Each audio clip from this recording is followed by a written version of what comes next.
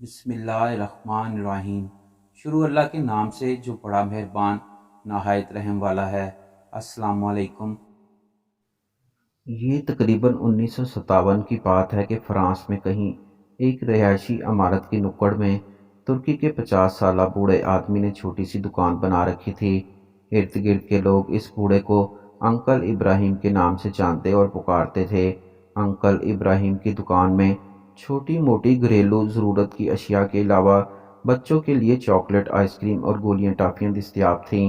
اس عمارت کی ایک منزل میں ایک یہودی خاندان آباد تھا جن کا ایک 7 سالہ بیٹا جارج تھا۔ ابراہیم کی دکان پر گھر کی چھوٹی موٹی ضروریات زندگی کی چیزیں خریدنے کے لیے آتا تھا۔ جارج دکان سے جاتے ہوئے انکل ابراہیم کو کسی اور کام میں مشغول پا کر چوری کرنا نہ بھولتا تھا۔ ایک بار جارج دکان سے جاتے ہوئے چاکلیٹ چوری کرنا بھول گیا۔ انکل ابراہیم جو اس کو پیچھے سے آواز دیتے ہوئے کہا، جارج آج چاکلیٹ نہیں اٹھاؤ گے کیا؟ انکل ابراہیم نے یہ بات محبت میں کی تھی یا دوستی سے، مگر جارج کے لیے ایک صدمے سے بڑھ کر تھی۔ جارج آج تک یہی سمجھتا تھا کہ اس کی چوری ایک راز تھی، مگر معاملہ اس کے برعکس تھا۔ جارج نے گڑ گڑاتے ہوئے انکل ابراہیم سے کہا کہ آپ اگر مجھے آج معاف کر دیں تو آئندہ وہ کبھی چوری نہیں کرے گا۔ مگر انکل ابراہیم نے کہا، اگر تم وعدہ کرو کہ اپنی زندگی میں کبھی بھی کسی کی چوری نہیں کرو گے تو روزانہ کا ایک چاکلیٹ میری طرف سے تمہارا ہوا، ہر بار دکان سے جاتے ہوئے لے جایا کرنا۔ اور بالآخر اسی بات پر جارج اور انکل کا اتفاق ہو گیا۔ وقت گزرتا گیا اور اس یہودی بچے جارج اور انکل ابراہیم کی محبت گہری سے گہری ہوتی چلی گئی، بلکہ ایسا ہو گیا کہ انکل ابراہیم جارج کے لیے ماں باپ اور دوست کا درجہ اختیار کر چکے تھے۔ جارج کو جب کبھی کسی مسئلے کا سامنا ہوتا یا پریشانی ہوتی تو انکل ابراہیم سے کہتا۔ ایسے میں انکل میز کی دراز سے کتاب نکالتے اور جارج سے کہتے کہ کتاب کو کہیں سے بھی کھول دو۔ جارج کتاب کھولتا اور انکل وہیں سے 2 صفحے پڑھتے، جارج کو مسئلے کا حل بتاتے اور وہ گھر چلا جاتا، اور اسی طرح ایک کے بعد ایک کرتے 17 سال گزر گئے۔ 17 سال کے بعد جارج 24 سال کا ایک نوجوان بنا تو انکل ابراہیم بھی اسی حساب سے 66 سال کے ہو چکے تھے۔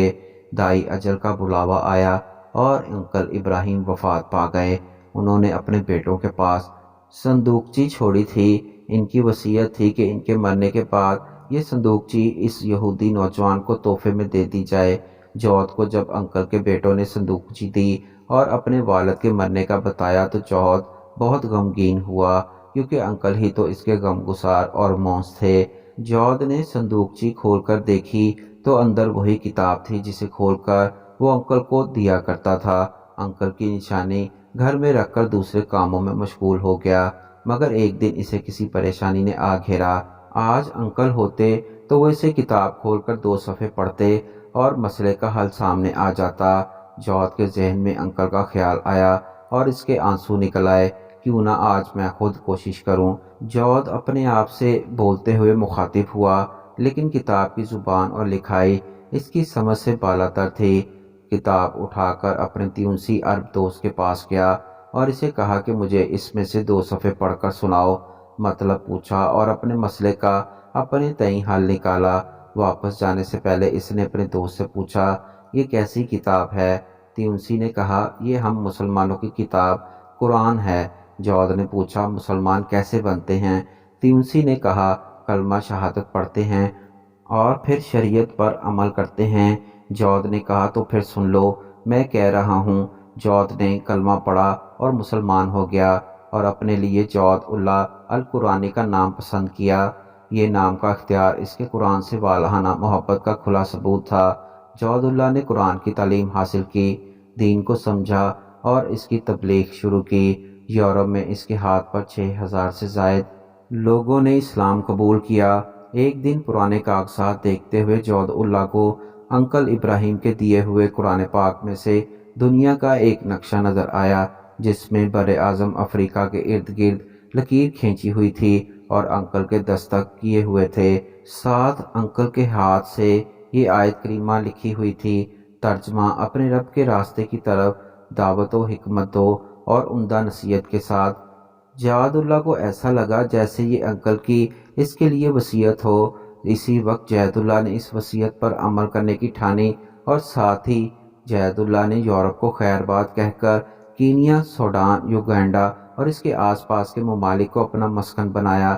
دعوت حق کے لیے ہر مشکل اور پرخطر راستے پر چلنے سے نہ ہچکچایا اور اللہ تعالیٰ نے اس کے ہاتھ 60 لاکھ انسانوں کو دین اسلام کی روشنی سے نوازا۔ زید اللہ نے افریقہ کے کٹھن ماحول میں اپنی زندگی کے 30 سال گزارے۔ سال 2003 میں افریقہ میں پائے جانے والی بیماریوں میں گھر کر محض صرف 53 سال کی عمر میں اپنے خالق حقیقی کو جا ملے۔ زید کی محنت کے ثمرات اس کی وفات کے بعد بھی جاری رہے۔ وفات کے ٹھیک 2 سال بعد اس کی ماں نے 75 سال کی عمر میں اسلام قبول کیا۔ زید اللہ اکثر یاد کیا کرتے تھے کہ انکل ابراہیم نے اس کے 17 سالوں میں کبھی بھی اسے غیر مسلم محسوس ہونے نہ دیا اور نہ ہی کہا کہ اسلام قبول کر لو، مگر اس کا رویہ ایسا تھا کہ زید کا اسلام قبول کیے بغیر چارہ نہ تھا۔